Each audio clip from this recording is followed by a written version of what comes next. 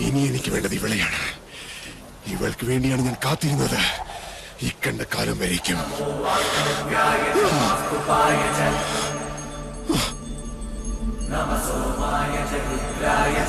അക്ഷരലക്ഷം മന്ത്രങ്ങൾ ഉരുവിട്ട് മന്ത്രസിദ്ധി കൈവന്ന മാധവേട്ടൻ ആവാഹിച്ചാൽ സാവിത്രിക്ക് വരേണ്ടി വരും.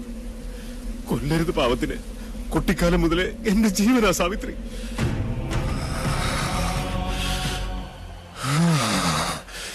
ഇനി ഞങ്ങളെ വേർപെടുത്താൻ പറ്റില്ലാർക്കും. നിശ്ചയിച്ചുറപ്പിച്ച തീരുമാനമാണോ? സംശയം വേണ്ടടാ നായേ. ശക്തിയുണ്ടെ തടയടാതി എന്നെ.